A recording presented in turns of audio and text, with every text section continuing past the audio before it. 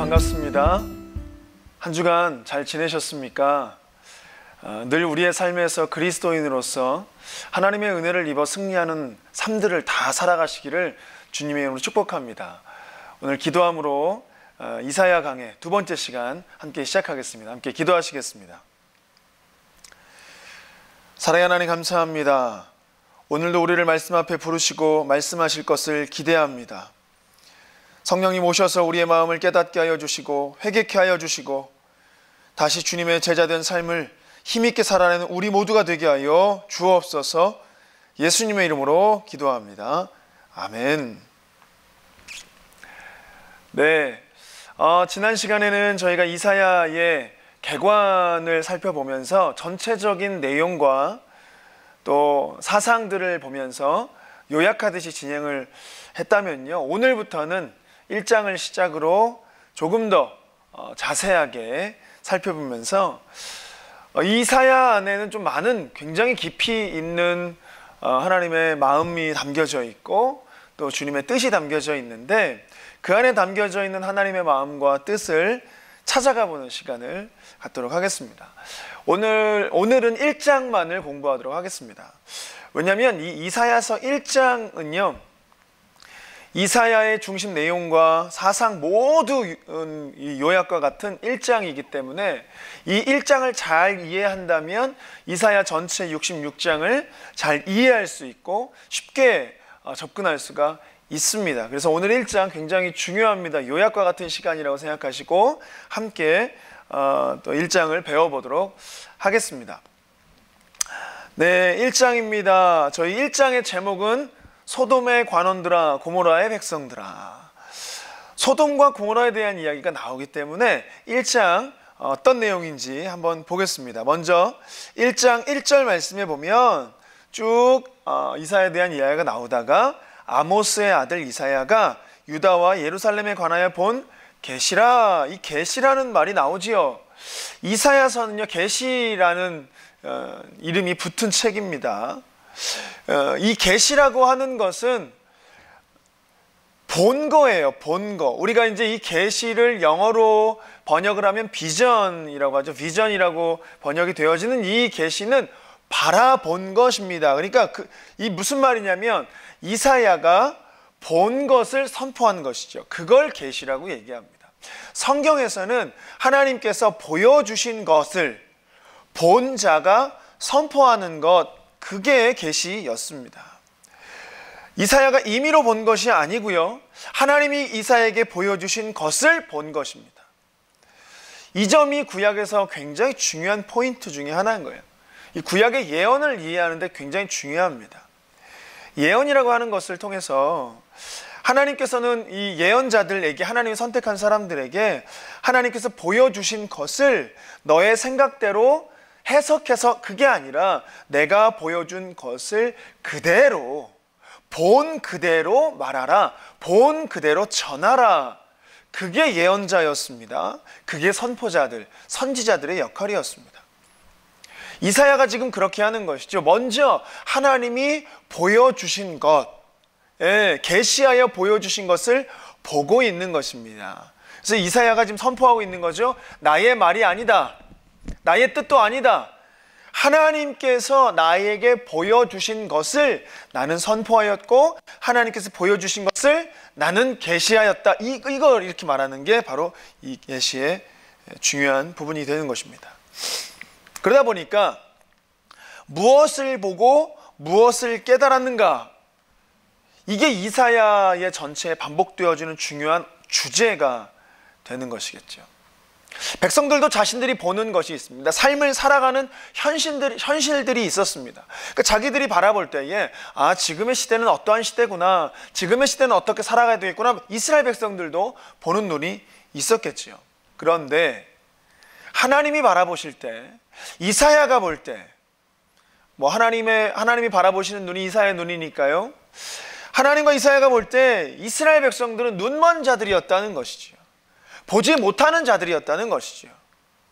이스라엘 백성과 이사야는 같은 시대에 살았음에도 불구하고 이사야가 본 건 달랐습니다. 왜요? 하나님이 보여주셨기 때문입니다. 이스라엘 사람들은 그렇게 생각할 수도 있어요. 지금 시대가 태평성대하다.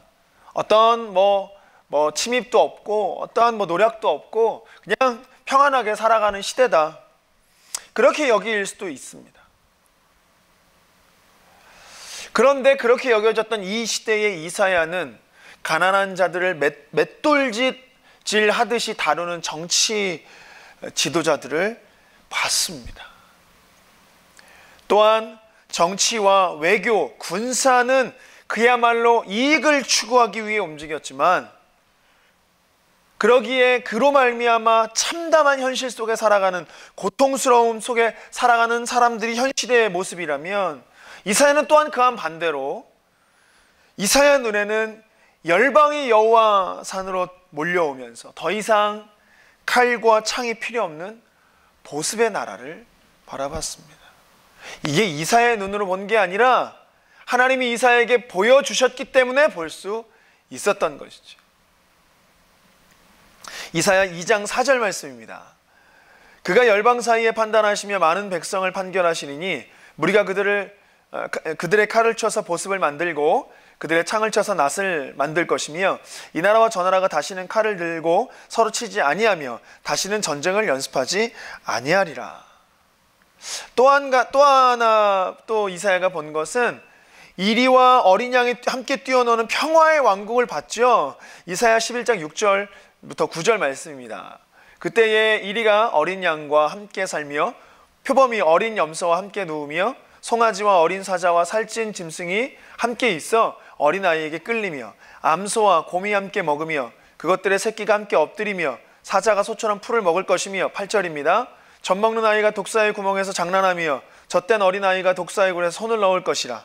내 거룩한 산 모든 곳에서 해됨도 없고 상함도 없을 것이니 이는 물이 바다 덮음같이 여호와를 아는 지식이 세상에 충만할 것임이니라. 이사야는 보는 자였습니다. 무엇을요? 하나님이 본 것을, 하나님이 보여주신 것을 보는 자였습니다. 또한 본 것을 그대로 선포하는 예언자였습니다. 이제 1장 2절부터 이스라엘을 하나님께서 어떻게 바라보고 계시는가, 이스라엘의 현실은 어떠한가, 우리 그걸 좀 살펴보도록 하겠습니다. 시온의 참담한 현실입니다. 2절 말씀에 보면 하늘이여 들으라, 땅이여 귀를 기울이라. 여호와께서 말씀하시기를 내가 자식을 양육하였거늘 그들이 나를 거역하였도다. 1장 첫머리에 1장 1절은 이사야가 본 것을 그대로 말한 계시다라고 하면서, 그거는 이사야서가 어떤 장이고 누가 썼는지에 대한 아주 간략한 요약이었지만, 개론이었지만, 정확한 내용이 들어가는 2절부터는 바로 시온의 하나님의 백성이라고 하는 이스라엘 백성의 참담한 현실을 보여주고 있는 게 바로 시작되어지는 이 말씀입니다. 하나님이 이스라엘의 죄악상을 드러내시고 있습니다. 2절 3절에 하늘과 땅을 증인으로 불러놓고 있습니다. 그러면서 하나님이 지금 이스라엘 백성들을 고발하고 계십니다. 이게 참으로 가슴 아픈 거지요. 하나님께서 하나님의 자녀들을 재판하는 자리에 놓았다는 거예요. 고발하고 계시다는 거예요. 하나님께서 친히 하늘과 땅이라고 하는 증인들을 불러다가 놓으시고 자녀들을 재판하고 있다. 얼마나 하나님은 가슴이 아프시겠습니까? 그럼에도 하나님은 지금 하늘과 땅 증인 삼아 불러다 놓고 이스라엘 백성들의 죄악을 드러내고 계십니다. 왜 그렇게 하셨을까요? 왜 하나님은 자녀들의 죄악을 꼭 재판하듯이 증인들도 불러다 놓고 재판하듯이 그들의 죄악을, 이스라엘 백성들의 죄악을 드러내고 계실까요? 왜 그러실까요? 왜냐하면 이스라엘 백성들이 하나님의 말씀을 듣지 않기 때문입니다. 듣고도 회개하는 자가 없었기 때문입니다. 들으려고 하는 자들이 없었기 때문입니다. 그래서 하나님께서는 이 재판이라고 하는 틀을 빌려서 하나님이 예언자에게 명령하신 이 말씀대로 살아가지 못하는 이스라엘 백성들의 현실을 이 재판이라고 하는 틀 앞에 낱낱이 폭로하고 계신 것입니다. 하늘이여 들으라, 땅이여 귀를 기울이라.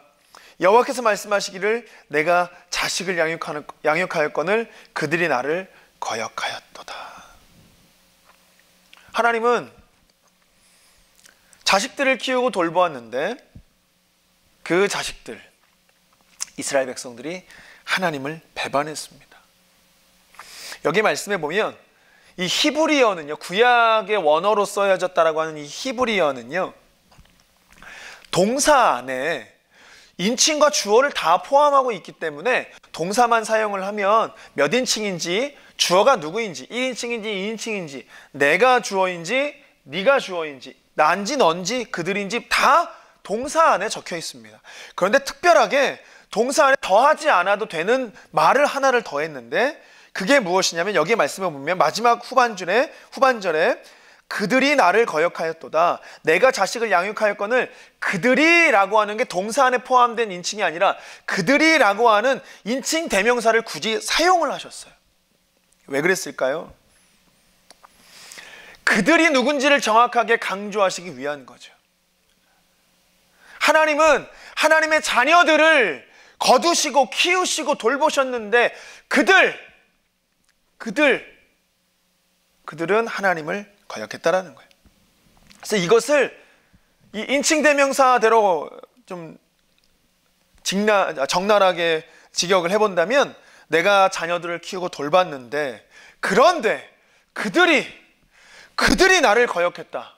이렇게 반복하는 것 같은 느낌, 강조하듯이 그들이 나를 거역했다. 하나님의 가슴을 치는 아파하시는 부르짖음이 들린다라고 하는 것이죠. 이 거역했다라는 것은요, 이 동사, 거역했다라고 하는 이 동사는 배반을 의미하잖아요. 근데 이 배반은 언약을 맺은 두 당사자 간의 관계를 깬 배반을 말하는 것입니다. 하나님께서 이 단어를 사용하신 것은 하나님과 우리 이스라엘 백성들, 하나님의 자녀들, 이스라엘 백성들은 언약의 관계인데 그것을 단순히 하나님을 잊어버리고 산 정도가 아니라 그것이 언약을 깨트린 거지만 하나님과의 맺었던 언약을 완전히 깨어뜨려 버린 그것이 거역이다라는 표현을 사용한 것입니다. 이스라엘은 자신을 키우고 양육한 부모 같은 하나님을 배신했습니다. 그러다 보니까 이 연결되어지는 이 3절 말씀 가운데에 이 하나님과 이스라엘 백성들과의 관계를 소와 나귀 주인의 관계로 비유하면서 이스라엘의 부패함을 더욱 강조하고 있죠. 3절 말씀 보겠습니다. 소는 그 임자를 알고 나귀는 그 주인의 구유를 알건만은 이스라엘은 알지 못하고 나의 백성은 깨닫지 못하는도다 하셨도다. 소와 나귀라고 할지라도 자신에게 먹을 것을 공급하는 주인을 알건만은 그 주인과 그 구유는 아는데 어떻게 이스라엘 백성 너희는 소와 나귀와만도 못하느냐, 이런 관계를 깨닫지 못하느냐, 동물들도 깨닫는 이 관계를 왜 너희는 깨닫지 못하느냐. 이를 두고 이사야는요, 그들이 하나님을 알지도 못하고 깨닫지도 못한다고 고발하고 있습니다. 그런데 지금 이 이사야는요, 무엇을 고발하고 있냐면 이스라엘 백성들을 알지 못하는 이 무지를 고발하는 게 아닙니다. 사실 정확하게 보면 이스라엘 백성들이 무지함을 고백하는 게 아니에요. 무엇을 고백하냐면 안다고 하면서 그 아는 것에 걸맞게 살지 않는 하나님의 백성들의 삶을 고발하고 있는 겁니다. 이스라엘 백성들의 삶을 고발하고 있는 거예요. 모르면 너 왜 모르냐, 가르쳐주면 되고 알려주면 되고 선포하면 되는데 그게 아니라 지금 이사야가 선포하는 이 계시라고 하는 것이 무엇이냐면 너 왜 아는데 아는 대로 안 사니? 알면 아는 대로 사는 게 그게 진짜 아는 것이지, 너희는 아는데 아는 자처럼 살지 않는구나, 그게 진짜 무지다, 이렇게 말하고 있는 것이죠. 이스라엘 백성은요, 하나님으로 말미암은 백성이죠. 하나님께서 지으셨고 선택하셨고 하나님의 구원 계획을 이루시기 위해서 그들에게 하나님이 비전을 심어 놓으셨습니다. 그런데 그 백성이 하나님을 버린 것이야말로 그들은 모든 걸 버린 거예요. 근데 그걸 모르는 거예요. 하나님을 버린 것이 그냥 단순하게 나를 부유하게 해주는, 나의 길을 잘 되게 해주는, 내 무언가를 이루어주는 것에서 내가 그것을 포기하는 정도, 그게 하나님을 버린 게 아니고, 하나님을 버린 것은 모든 것을 버린 것임에도 불구하고, 그들의 존재 자체를 근본을 부정하는 것임에도 불구하고, 그들은 그것을 모르고 하나님을 버렸다는 거예요. 사실 그래서 이사야서는요, 이 하나님의 호소이고 부르짖음이며 가슴을 찢는 장면들로 가득가득 차 있습니다. 하나님의 백성들에게 실망하셔서 심판의 메시지를 선포하는 그런 부분도 있지만, 사실은 그 심판의 메시지를 선포하신 하나님의 마음은 찢어진다는 거예요. 왜냐하면 심판하지 않을 수 없기 때문입니다. 하나님은 정의와 공의의 하나님이시기 때문에 그들의 죄악을 심판하지 않을 수 없으시기 때문입니다. 그런데 이러한 상황 속에서 처참한 유다는, 이스라엘 백성들은 8절 말씀 가운데에 이렇게 불려집니다. 8절 말씀 가운데 딸 시온이라 불려지는 거지요. 딸 시온은 겨우 남았도다. 이 8절 말씀 가운데에 딸 시온이라는 표현을 쓰세요. 이것은 두 가지 의미를 내포하고 있는데, 첫 번째는 뭐냐면 하나님께서 그들을 아직 버리지 않으셨다는 거예요. 소망이 있는 것이죠. 딸 자녀라 부르셨다라는 것입니다.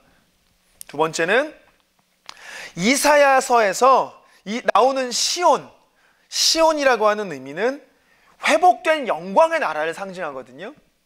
그래서 이사야서 보실 때, 말씀을 읽으실 때 시온이 나오면 하나님께서 하나님의 백성들을 하나님의 방법으로 회복하시겠구나, 이걸 기억하시면 돼요. 그래서 시온이라는 단어가 8절 가운데 나왔다, 그것도 이스라엘 백성들을 향해서 딸 시온이다 불렀다는 건 두 가지 의미, 이 방금 말씀드린 하나님의 자녀임을, 하나님께서 아직 그들을 버리지 않으셨다라는 것과 하나님께서 하나님의 방법으로 하나님의 때에 회복하시겠다라고 하는 의미가 딸 시온 안에 들어있는 것이지요. 그런데 어떻게 되어졌다라고 되죠?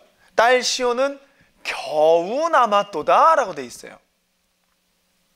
하나님께서 그 자녀에게 은혜를 베푸시는데 딸 시온이라 말씀하시는데 이게 겨우 남았다는 거예요. 제가 이제 지난 시간 개관 때 남은 자 사상이라는 그 사상을 말씀드렸었는데, 이 부분이 남은 자 사상에 대한 이야기입니다. 하나님께서는요, 하나님의 백성들을 정의와 공의로 심판하셔야 하는 상황 속에서도 이들이 자녀임을 잊지 않으시고 버리실 수 없는 거예요. 그래서 하나님의 은혜를 입고 시온의 영광을 회복할 남은 자를 남겨두신 겁니다. 하나님의 은혜를 입은 남은 자를 남겨놓으시고 하나님의 나라를 이어갈 그 남은 자를 하나님께서 스스로 남겨주셨다는 거예요.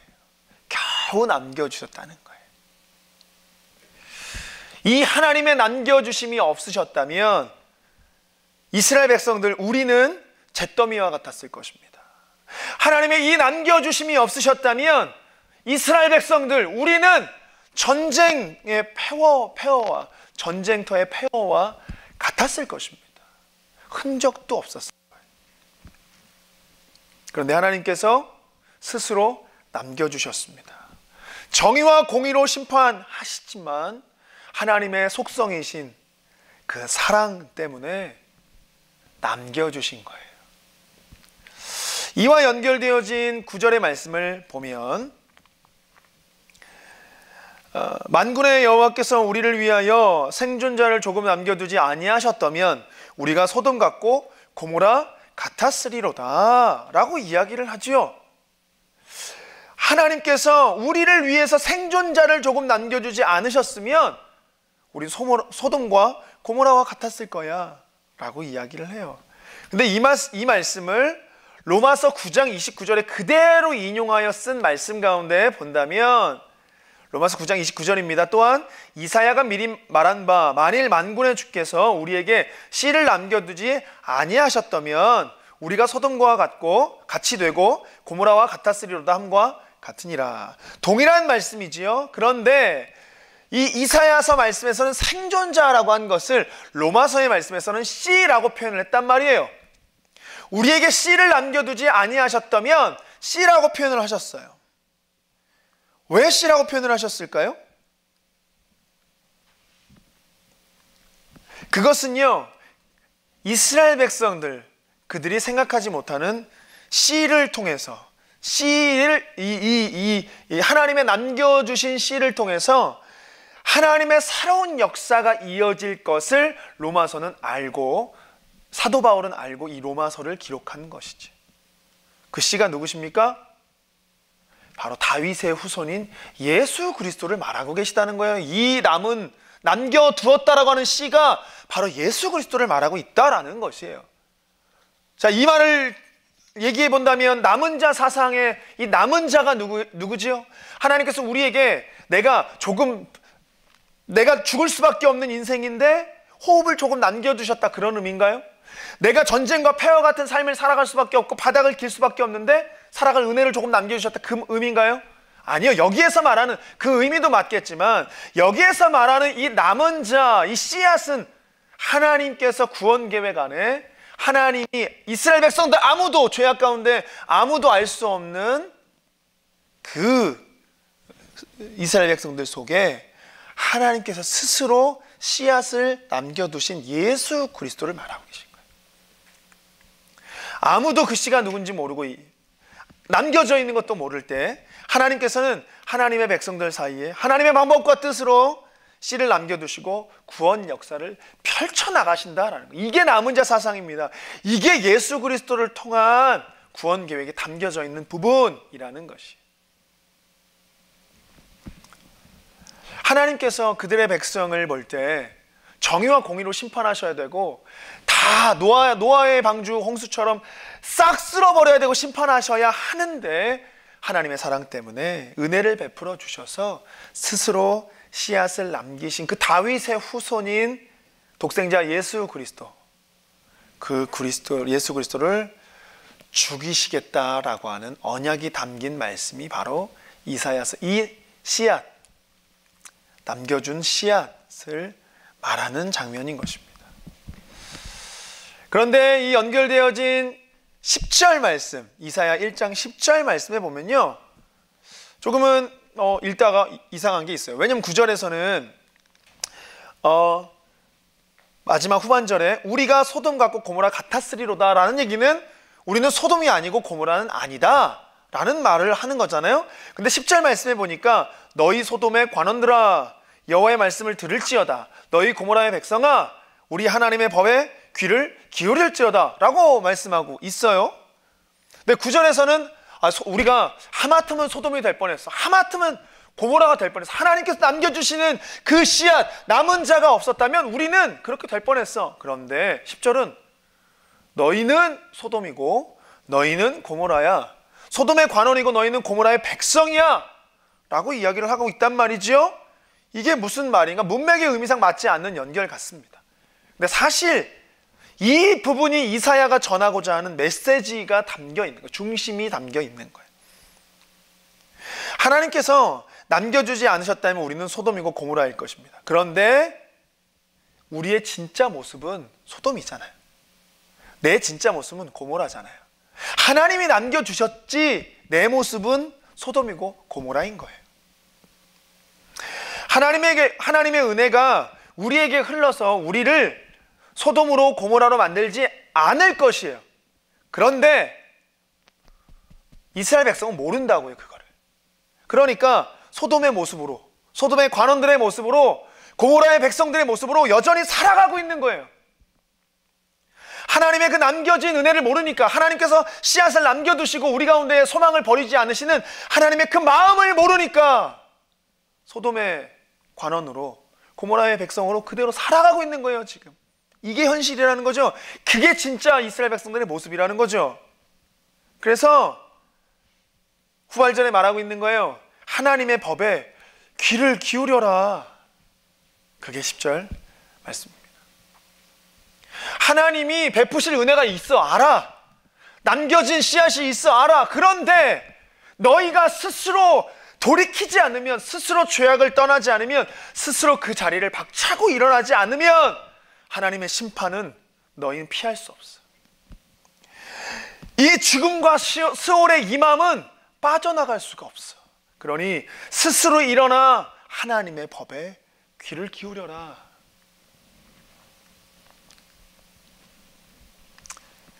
이것이 지금 이사야가 이스라엘 백성들 가운데 선포하고 있는 메시지입니다.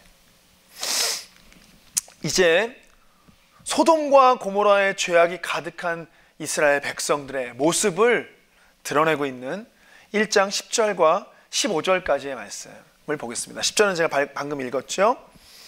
이사야는요, 하나님께서 제사하기 위해 모인 이스라엘 백성들이 지금 하나님을 제사하기 위해서 다 모였단 말이에요. 근데 그들을 향해서 이사야가 지금 선포하고 있는 게, 너희는 소돔의 관원이고 너희는 고모라의 백성이야. 이 소돔과 고모라 잘 아시죠? 죄악과 멸망의 상징입니다. 이것 때문에 하나님이 그 온 들을, 성에 거주하는 모든 백성들, 이 소돔과 고모라에 있는 모든 사람들, 땅에 난 것 다 엎어버리고 멸하신 장소, 멸망의 장소, 죄악의 장소, 죄악의 상징, 이게 소돔과 고모라란 말이에요. 이스라엘 백성들에게 있어서 소돔과 고모라라고 하면 그걸 딱 떠올리는 거죠. 당연히 우리가 떠올리듯이 동일하게 떠올립니다. 구약의 다른 본문들에도 보면 이 소돔과 고모라는요, 죄악과 멸망의 상징으로 드러나고 있어요. 뭐 너무나 당연하지요. 한편으로는 하나님의 진노를 불러일으킨 죄악의 상징이고요, 다른 한편으로는 그러한 죄악 때문에 하나님의 두렵고도 완전한 심판이 임하여 하나의 생명도 살 수 없는 멸망당한 곳, 그것을 가리키는 상징이 소돔과 고모라예요. 근데 이걸 볼 때 예루살렘 성전에 하나님의 백성들이 지금 예배하기 위해서, 제사 드리기 위해서 공동체로 모였단 말이에요. 근데 그들을 향해서 이사야가 지금 선포하고 있어요. 너희가 소돔이고 너희가 고모라다.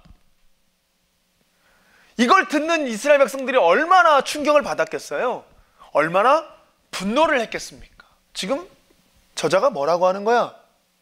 소돔과 고모라가 뭔지 알고 얘기하는 거야? 우리 보고 소돔과 고모라라고? 우리 지금 하나님을 제사하기 위해 모였는데, 예배하기 위해 모였는데 우리 보고 지금 소돔과 고모라라고? 뭐라고 하는 거야? 분노가 일어났겠지요.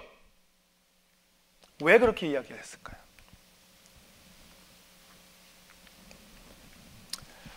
하나님의 백성들이 귀를 기울여야 하는 토라, 하나님의 법, 말씀이 무엇일까요?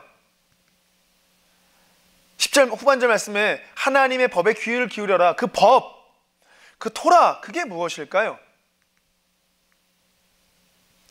그게 11절 여기에 말씀에 자연스럽게 이어지고 있는데요, 11절 말씀 보겠습니다. 여호와께서 말씀하시되, 이게 토라예요. 주님이 말씀하시면 토라예요. 여호와께서 말씀하시되 너희의 무수한 재물이 내게 무엇이 유익하뇨? 나는 수양의 번제와 살찐 짐승의 기름에 배불렀고 나는 숫송아지나 어린 양이나 수염소의 피를 기뻐하지 아니하노라. 지금 무엇을 말씀하고 있는 거죠? 하나님을 제사하고 예배하기 위해서 이스라엘 백성들이 예루살렘 성전에 모였습니다. 그리고 이사야가 그 앞에 선포하고 있는 거예요. 너희는 소돔이야, 너희는 고모라야. 지금 저자가 뭐라고 하는 거지? 분노하며 화를 내고 있는 이스라엘 백성들 가운데에 11절 말씀하고 있는 거예요. 너희가 들어야 되는 게 뭐냐? 무슨 말씀이냐? 무수한 제물로 내게 제사를 드린다고 할지라도, 순양의 번제와 살찐 기름으로 나한테 제사를 드린다고 할지라도 나는 배불렀고 어린 양이나 수염소의 피를 기뻐하지 않겠다 말씀하고 있다는 것입니다. 이 모든 것, 이 모든 제물, 이 모든 제사, 이 모든 것 하나님에게 쓸모 하나도 없어요. 제사를 절차대로 드린다라고 해도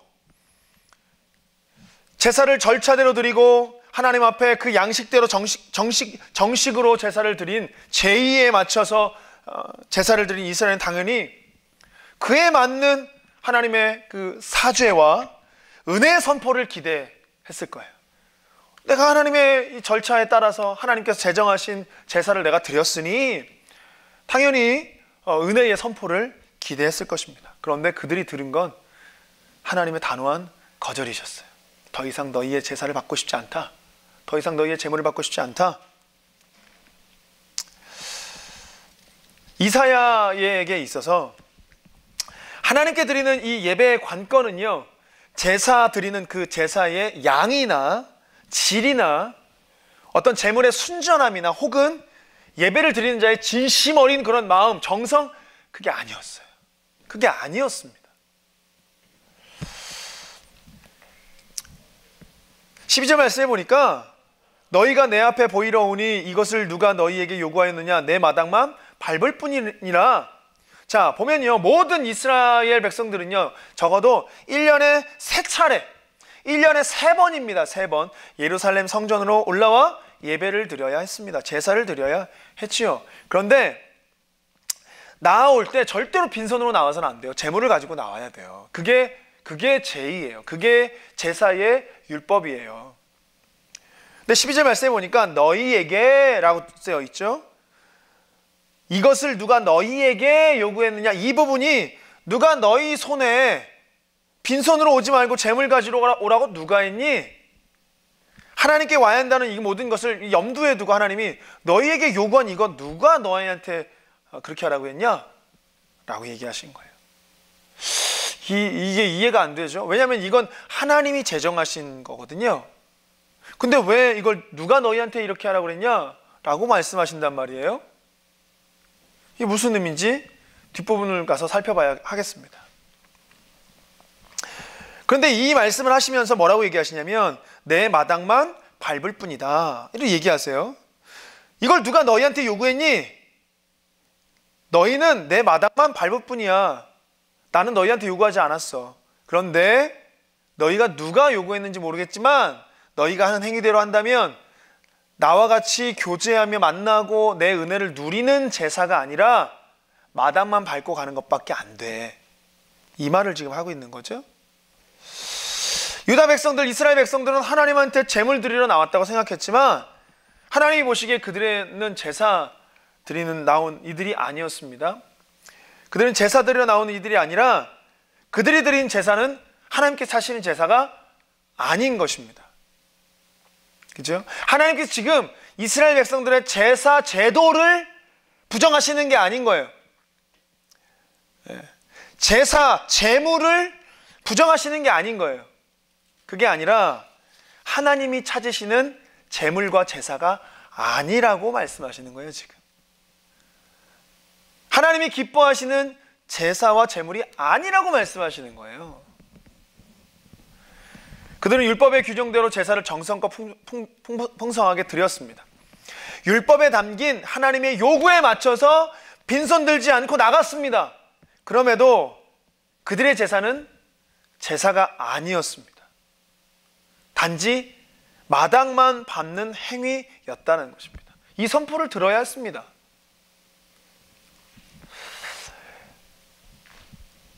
우리가 율법과 말씀대로 행하지만 전혀 말씀과 거리가 멀 수 있습니다. 성경의 글자를 지키는 것이 성경을 지키는 것은 아닙니다. 성경이 말하는 바대로 사는 것은 아닐 수 있습니다. 여기에서 이사야가 구약시대의 제사 전체를 부정하거나 거부하는 게 아니죠. 하나님도 그렇게 하시는 게 아닙니다. 이 이사야 말씀은요, 오히려 새로운 해석, 요구를, 이사야 이런 새로운 것을 요구한다라고 해석해야 되는 거죠. 아니, 오히려 이러한 요구는 본질을 바르게 하고 있다라고 우리는 해석해야 됩니다. 올바르게 해석하려는 노력, 이것이 바로 예수 그리스도의 율법과 동일한 것인데, 마태복음 5장 17절 가운데 예수님이 이런 말씀을 하세요. 내가 율법이나 선지자를 폐하러 온 줄로 생각하지 말라. 폐하러 온 게 아니라 완전하게 하려고 왔다. 자, 이게 이사야의 선포와 동일합니다. 너희가 하나님이 지금 제사와 제물을 거부하시는 게 아니다. 하나님이 찾으시는 제사가 아니다. 하나님이 찾으시는 제물이 아닌 것이다. 오히려 너희 안에 온전한 제물과 온전한 제사를 받기 위해서 선포하고 있는 거다. 이 이야기를 하시는 거죠. 그러면서 이사야 1장 13절 말씀은 11절과 12절의 내용을 다른 제사와 제물들을 들어서 더욱 확장시키고 있는데요. 13절 말씀입니다. 헛된 제물을 다시 가져오지 말라. 분향은 내가 가증히 여기는 바요. 월삭과 안식일과 대회로 모이는 것도 그러하니 성회와 아울러 악을 행하는 것을 내가 견디지 못하겠노라. 지금 여기에서 이 제물은요, 헛된 제물은 소재를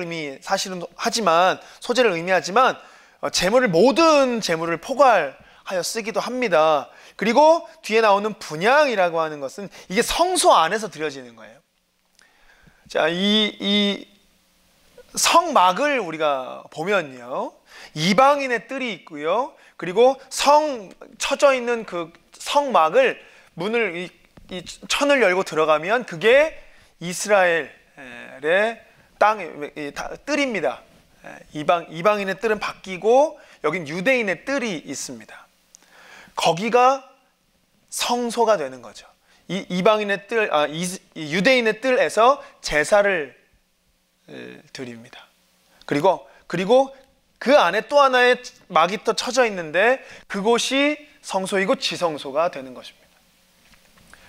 그 성소를 말하는 거죠. 그 성소에 분향단이 있습니다. 그래서 이 분향은 이 분향은 내가 가증히 여긴다라고 하면서 이 분향에 대한 이야기를 하는데, 분향과 가증한 것이 사실은 어울리지 않는 단어이거든요. 가증하다는 말이 성경에 쓰일 때는 어떨 때 가증하다는 말이 쓰이냐면 우상 숭배를 하거나 이방신들에게 절할 때 하나님 앞에 가증하다 이렇게 표현을 해요. 그런데 지금 이 성막은 하나님께 예배하고 제사 드리고, 특별히 분향, 이거는 하나님을 향해서 드려지는 제의란 말이죠. 근데 그걸 가증하다라고 지금 이야기하세요. 이것은요, 이러한 가증한 일들은요, 여호와가 쫓아내게 하신 이방 백성들이 행하였던 모든 일들, 이 백성들이 그들을 따라 행하는 모든 행실들, 그것을 가증하다라고 했는데, 이스라엘 백성들이 우상을 숭배하는 자들의 모습을 따와서 하나님의 뜻대로 제사하고 예배하고 제물을 드리는 것이 아니라 우상 숭배하는 자들의 모습을 본받고 행실하여 그렇게 드린 제사였기 때문에 그 제사를 가증하다 말씀하셨죠.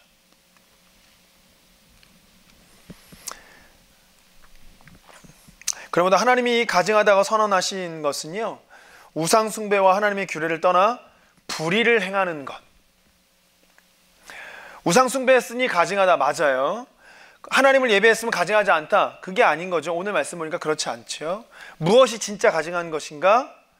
불의를 행하는 것이 가증한 것이다. 우린 이걸 알 수가 있는 것입니다. 12절 말씀에 동물의 희생제사 하나님 기뻐하지 않는다고 선언하시면서 13절 이 헛된 제사, 헛된 제물, 그리고 가증한 분향, 이 표현을 하시는 거예요. 제사와 분향은 단지 하나님이 기뻐하지 않는 정도가 아니라 이제는 여기에서 표현대로 한다면 죄예요, 죄. 어떻게 제사와 분향이 죄가 될 수가 있어요? 그걸 드리는 자가 죄인이니까 죄가 되어버린 거예요. 그렇게까지 표현하고 있다고요, 지금. 네.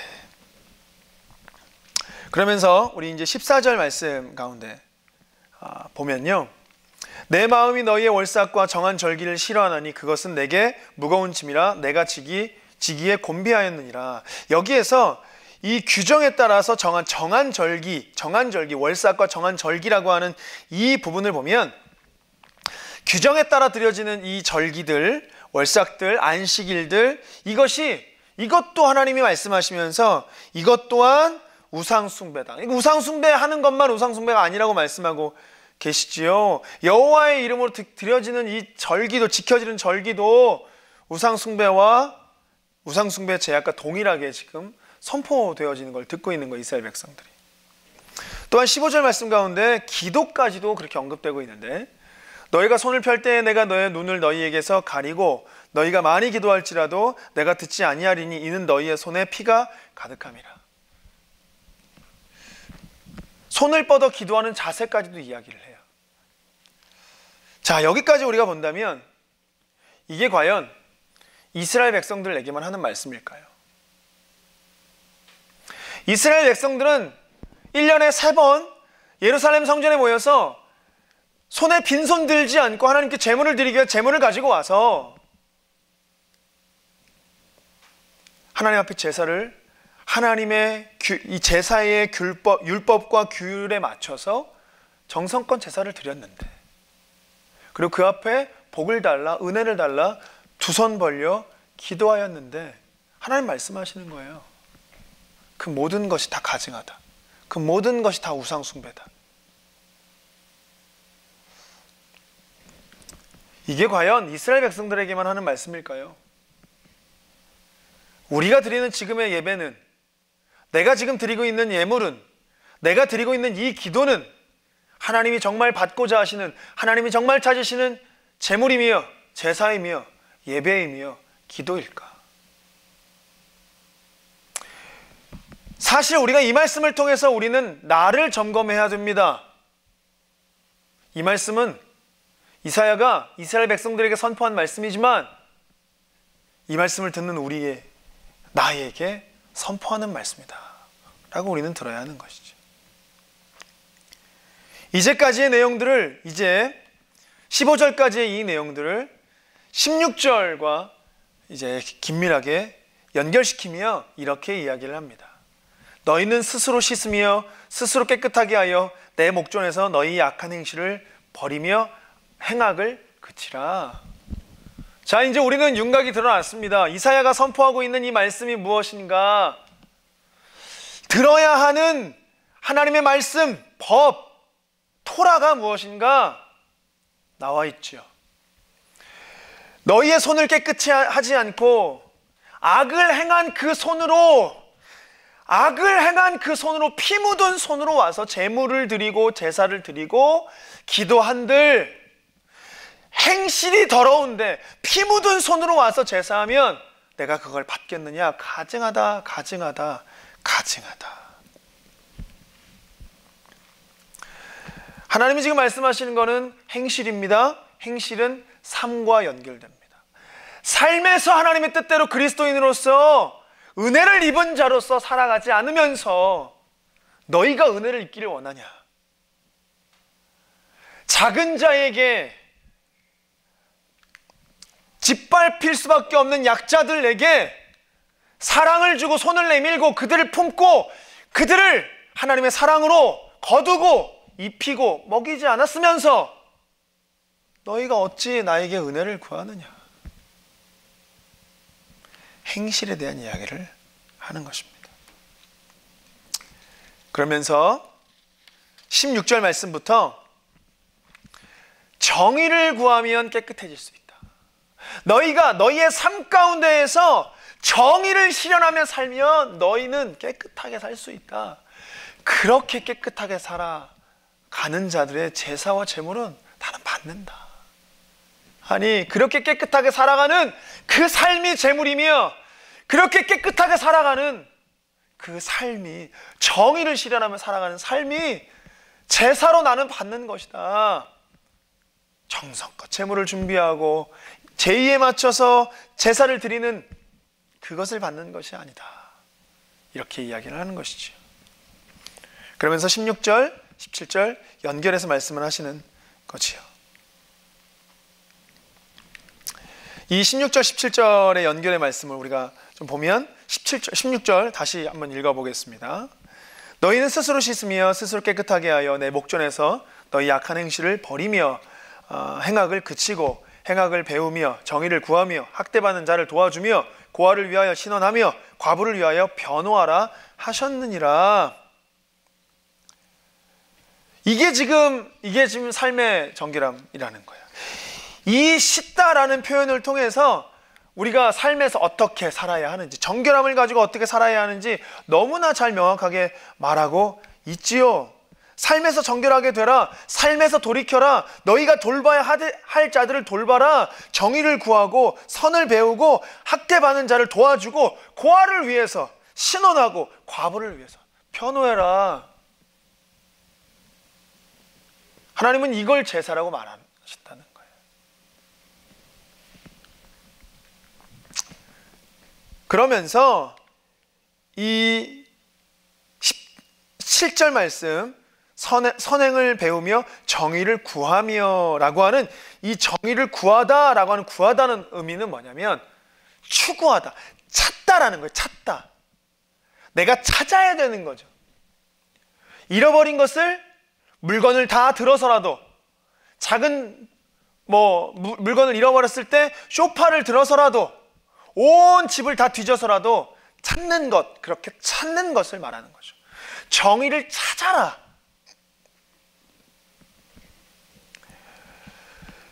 이사야서에서 이 말하는 이 정의를 찾다라는 것은 내 삶에서 훨씬 더 적극적이고 훨씬 더 능동적으로 이 모든 것을 추구하며 살아야 된다는 의미를 말하는 것입니다. 내게 기회가 오면 행해야지. 내가 그럴 수 있는 어떤 기회가 내 삶에 주어지면 그때 예를 들어서 나에게 홈리스가 얼마의 돈을 요구하면 그때 주지. 나에게 무언가 상황이 생기면 그때 베풀지. 그런 게 아니라 적극적으로 찾아 나서서 내 주변 가운데에, 내 이웃 가운데에, 내가 보지 못하는 자들 가운데에서도 죽어가고 도움이 필요하고 사랑이 필요한 자들을 찾아가서 그 정의를 실현하고 그 정의들을 행하는 대로 살아가라, 애를 써라. 지금 이것을 말하고 있는 것입니다. 그러니 이 말을 반대로 얘기한다면 그렇게 하지 않는 삶을 또한 비판하는 거죠. 나는 하나님을 떠나 산 적이 없고 하나님을 부인한 적도 없고 예배 안에서, 교회 안에서 늘 언제나 살았는데 왜 나에게 이런 이야기를 하는 거지? 이스라엘 백성도 그렇게 생각했다고요, 지금. 근데 지금 여기서 말하는 건 뭐냐면 오는 기회에, 그래 내가 기회가 되니까 베풀고 내가 기회가 되니까 정의를 실현하고, 그게 아니라 찾고 가서 베풀고 돌보고 감싸고 살리고 과부들을 보호하는 일들을 하지 않으면 정의의 삶을 살지 않은 것이다. 이 얘기를 하는 거예요, 지금.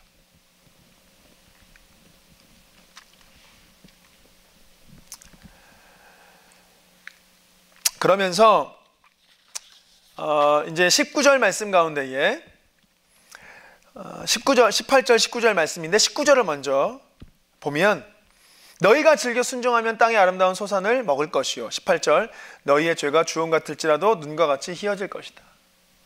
너희가 지금 선포되어진 이 말씀을 즐겨 순종하면 정의를 실현하기 위해서, 정결한 삶을 살기 위해서, 그냥 내가 그냥 죄 안 짓는 삶이 아니라 여기서 말하는 정결, 여기서 말하는 정의, 이것은 돌보는 삶, 그렇죠? 정의를 찾아가 실현하는 삶, 그 삶을 사는 것을 정결이라 말하는 거죠. 그렇게 살면 즐겨 순종하면 땅의 아름다운 소산을 먹을 것이다. 너희의 죄가 주홍 같을지라도 눈과 같이 희어질 것이다. 나 하나의 신앙, 나 하나의 믿음, 나 하나의 삶을 지키는 것, 이 말씀에 비추어 본다면 그것도 아니라고 말하는 거예요. 그것도 아니다. 나 하나의 신앙, 나 하나의 믿음 지키는 그런 거룩한 모습인 척, 그것도 아니다. 그게 아니고 진짜 하나님이 바라시고 진짜 하나님이 원하시는 재물과 재산은 찾아가 이웃들을 돌보고 찾아가 정의를 실현하는 삶, 그 삶을 하나님이 찾고 계시다라는 것이지. 그러면서 20절 말씀 가운데에 여호와의 입의 말씀이다, 무게감을 더 실어주는 거예요. 주님이 말씀하신 거야. 하나님이 말씀하셨어. 그게 진짜 제사라고. 하나님이 말씀하셨어. 그게 진짜 재물이라고. 내가 받는 재물과 내가 받는 재산은 이거야 라고 하나님이 말씀하셨어 라고 무게감을 실어주고 있는 거죠. 자, 그런데 이렇게 선포되어져 있는 말씀임에도 불구하고 이스라엘 백성들은 일상에서 너무나 큰 죄악들과 악행들로 가득 차 있습니다. 그로 인해서 하나님의 심판이 예고되어지죠. 그게 1장 21절과 31절까지의 말씀입니다. 하나님의 초대에도 불구하고 여호와의 말씀이니라, 여호와의 입의 말씀이니라, 여호와의 입의 말씀이니라 라고 말씀하면서 하나님이 말씀하신 거야 라고 강조하는 그런 하나님의 이사야의 선포에도 불구하고 21절 이하에는 이스라엘에 가득 차 있는 비극적인 현실을 또다시 다루고 있습니다. 그러면서 하나님이 친히 그 백성들을 심판하심으로써 하나님이 친히 심판하셔서 그들의 죄악을 깨끗하게 하실 것을 보여주고 계십니다. 21절부터 24절까지의 말씀을 먼저 읽겠습니다. 신실하던 성읍이 어찌하여 창기가 되었는고, 정의가 거기에 충만하였고 공의가 그 가운데 거하였더니 이제는 살인자들 뿐이로다. 내 은은 찌꺼기가 되었고 내 포도주는 물이 섞였도다. 내 고관들은 패역하여 도둑과 짝하며 다 뇌물을 사랑하며 예물을 구하고 고아를 위하여 신원하지 아니하며 과부의 송사를 수리하지 아니하는도다. 그러므로 주 만군의 여호와 이스라엘의 전능자가 말씀하시되 슬프다. 내가 장차 내 대적에게 보응하여 내 마음을 편하게 하겠고 내 원수에게 보복하리라. 지금 하나님께서 이스라엘 백성들의 죄악을 다시 이렇게 드러내시면서 너희의 삶에서 그렇게 이야기하고 선포했는데 너희는 여전히 뇌물을 사랑했고 고아를 신원하지 않았고 과부의 송사를 수리하지 않았다 라고 말씀하시며 24절 첫머리에 그러므로 이렇게 얘기해요. 그러므로 이 그러므로가 쓰여질 때, 이 예언이 선포되어질 때 그러므로 라고 쓰여질 때는요, 하나님의 말씀이 선포되어질 때 그러므로 너희가 이렇게 행한 죄악들 앞에서 그러므로 하나님이 이렇게 하실 것이다. 이 그러므로가 하나님의 말씀 앞에 사용되어진다는 거죠. 하나님의 말씀을 선포하기 전에 사용되어지는 표현입니다. 이 표현으로 이어지면서 여호와가 이같이 이르시되 만군의 여호와 이스라엘의 전능자 하나님이 말씀하시되 라고 이야기를 하지요.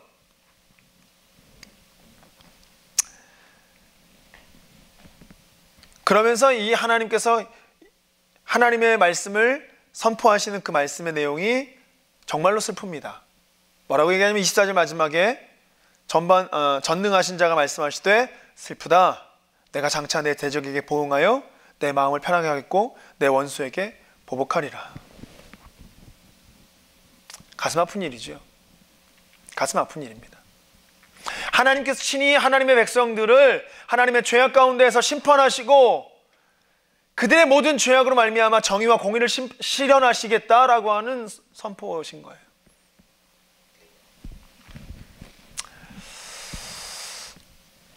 그런데 이 선포 가운데에서도 우리가 한 가지를 봐야 되는 것은 21절 말씀입니다. 거기에 뭐라고 되어 있냐면 신실하던 성읍, 이 신실하던이라는 표현이 되게 중요한 거예요. 신실하던 성읍. 이 이스라엘 백성이 신실하던 성읍으로 불리는 까닭은 너무나 명확합니다. 왜냐하면 거기에 정의가 충만하였고 공의가 그 가운데 거하였기 때문이었습니다. 그죠? 21절입니다. 그죠? 신실하던 성읍이 원래 왜 신실하다고 불렸는가? 정의가 거기에 충만했었고 공의가 그 가운데 거하였었다. 즉 이 말을 지금까지 한 말로 바꾼다면 너희의 삶에 정의를 실현하는 차자가 이웃들을 돌보고 고아를 돌보고 과부를 신원해주고 송사를 받아주고 그렇게 하는 삶이 너희의 삶에 있었다. 너희의 삶에 있었다. 근데 이제는 살인자들 뿐이다 라고 이야기하는 것이죠. 특히 이 23절 말씀의 후반절 말씀에 보면 고아를 위하여 신원하지 아니하며 과부의 송사를 수리하지 아니하는도다. 이 말씀은 17절 말씀과 이렇게 상반되어진 상황을 보여주면서 거의 동일한 단어를 사용했잖아요. 그러면서 이 17절 말씀 가운데 고아를 신원해라, 과부를 송사를 수리해라 이렇게 말했던 것을 부정을 더하면서 백성들이 이스라엘 백성들의 지도자들이 뇌물을 받고 고아와 과부들의 재판을 올바르게 행하지 않는 그런 모습들을 드러내고 있는 것이 핵심이 되는 것입니다. 그들의 삶은 뇌물로 또 도둑과 짝하는 것으로 그들의 모든 삶들은 구부러져 버렸습니다. 정의와 공의가 실현되어져야 될 그들의 삶은 구부러져 버렸습니다. 뇌물이 횡행하여지고 지도자들은 고아와 과부들의 억울함을 풀어주지 않는 현실들, 그것을 가리켜서 살인자뿐이라고 선언하고 있습니다. 그러니 정의와 공의가 사라진 그 신앙 자체가 우상숭배라고 하는 거죠. 그렇기 때문에 이제 그들을 기다리는 것은 하나님의 심판뿐이었습니다. 하나님은 그들의 제사를 싫어하셨습니다. 정의와 공의가 없는 제사를 싫어하셨습니다. 하나님의 그들의 기도를 응답하지 않으셨습니다. 정의와 공의가 없는 그들의 피 묻은 손으로 드리는 기도에 응답하지 않으신 것입니다. 우리를, 이 말씀 가운데 나를 사실은 돌아봐야 하겠습니다. 이제 1장 27절 말씀에 시온을 우리가 좀 봐야 되는데, 우리가 이쯤에서 시온에 대한 생각을 해봐야 돼요. 왜냐하면 이사야 말씀 가운데에서 시온이 차지하는 그 비중이 굉장히 크기 때문입니다. 아니, 어찌 보면 이사야서의 내용은 한 단어로 축약을 해라 그러면 시온이에요.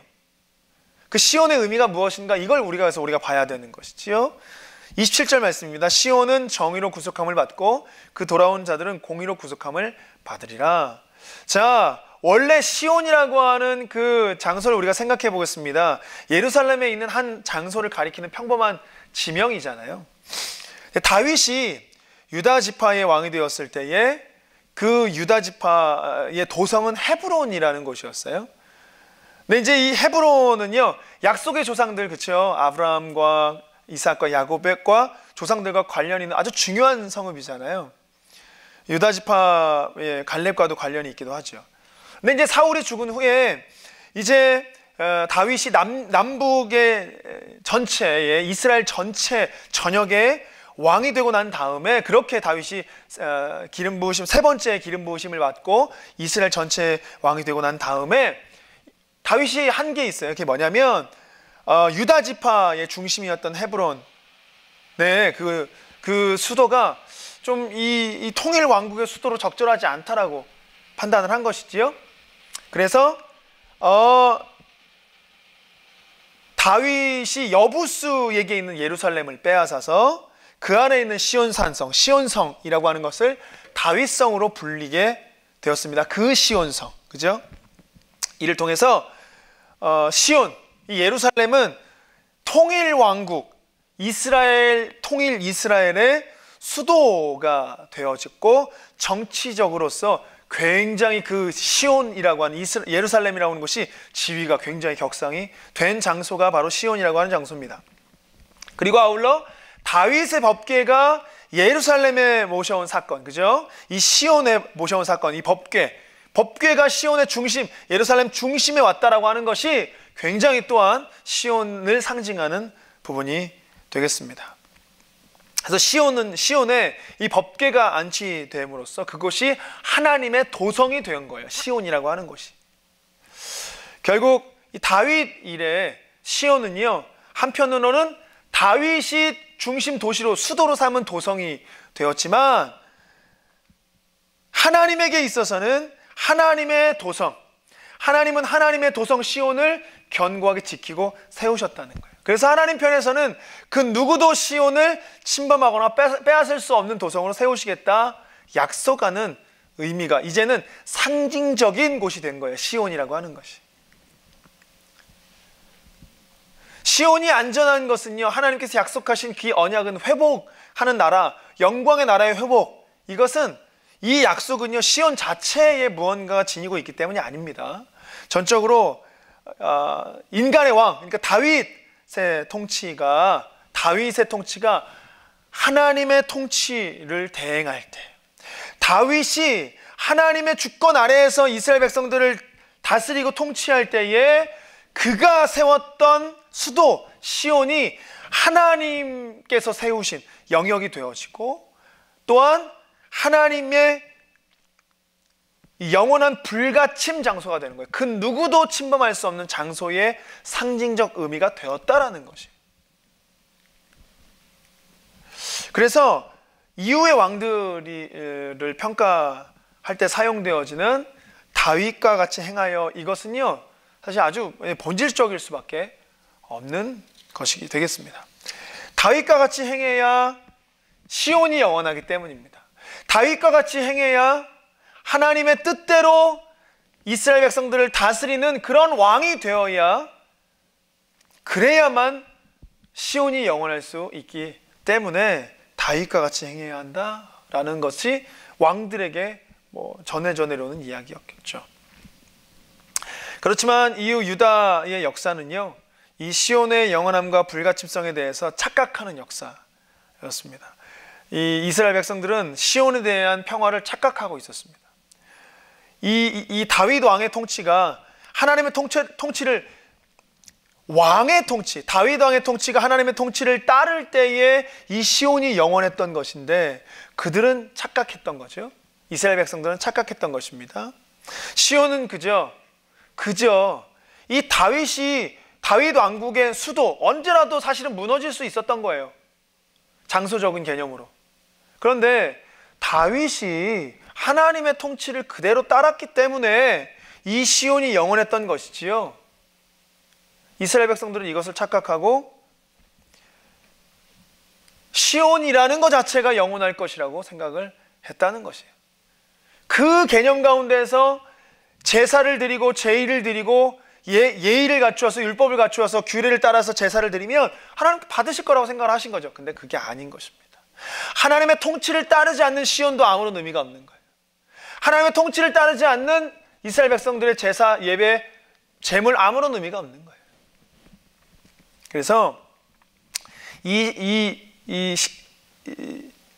이사야서 1장 27절에 이 시온 신학이 굉장히 중요한 이사야의 신학적 핵심이 되는 것입니다.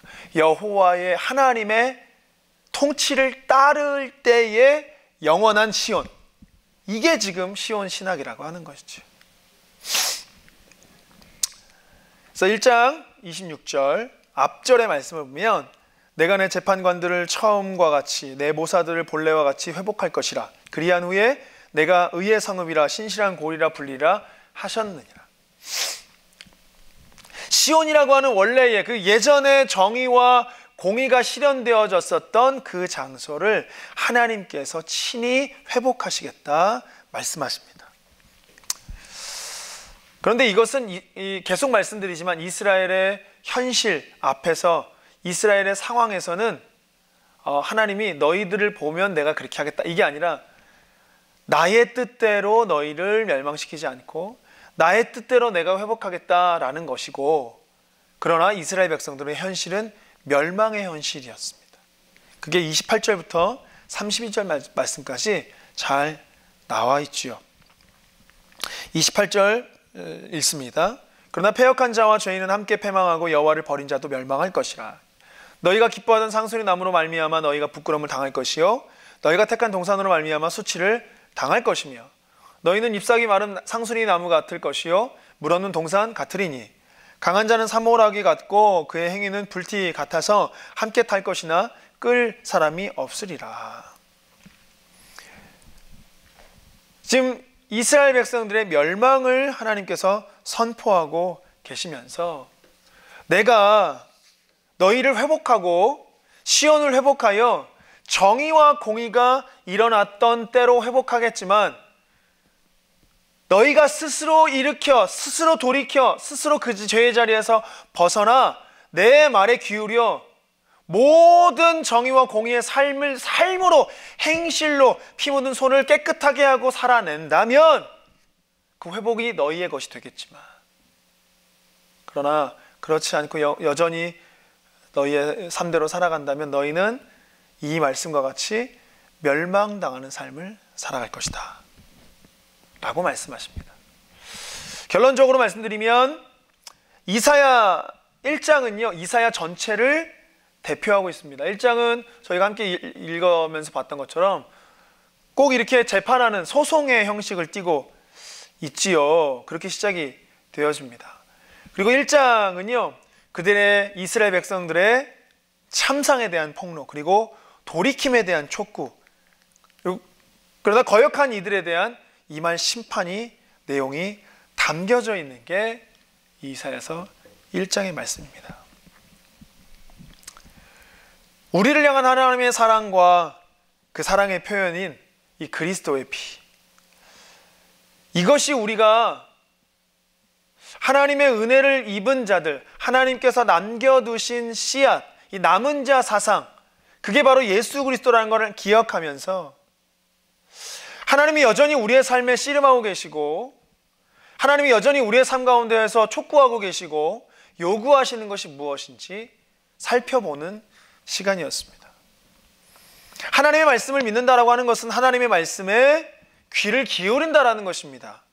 하나님을 믿는다라고 하는 것은 하나님께 나와 더 정성스러운 제사를 드린다라는 것이 아니라 도리어 사람들 가운데 들어가 정의를 찾아 행한다라고 하는 것입니다.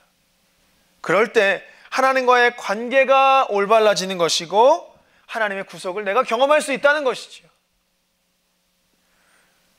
의로운 삶은 오직 일상에서 드러납니다. 하나님은 오히려 우리의 삶 가운데에서 제물과 제사를 요구하십니다. 돌이킨 백성을 향해 하나님은 그들에게 너희의 죄가 주홍 같을지라도 눈과 같이 희어지리라 선언하신다라고 하시는 것입니다.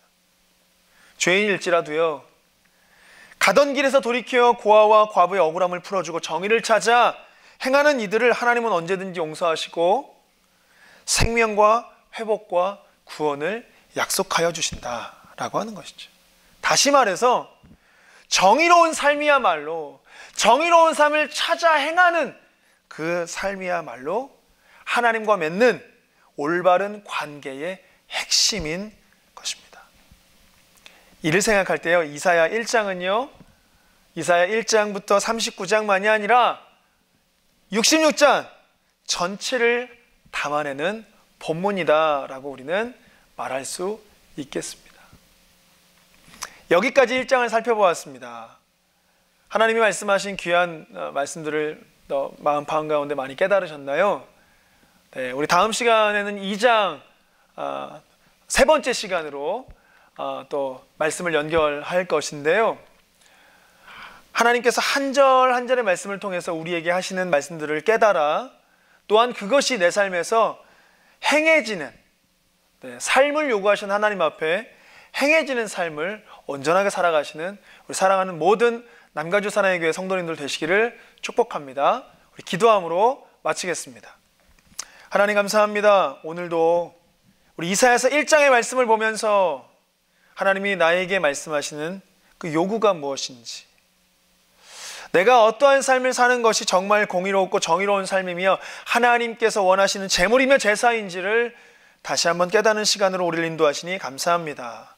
오늘 들은 말씀, 오늘 들은 강의를 통하여서 다시 한번 하나님, 내 삶이 하나님 요구되어지는 요구대로 살아가게 하시고 또한 그렇게 내 삶의 고아와 과부들을 돌보며 하나님의 사랑을 실천하며 정의를 행하는 삶으로 살아내는 우리 모든 믿음의 남가주 사랑의 교회 성도님들 될 수 있도록 축복하여 주옵소서. 예수님의 이름으로 기도합니다. 아멘. 감사합니다. 다음 시간에 뵙겠습니다.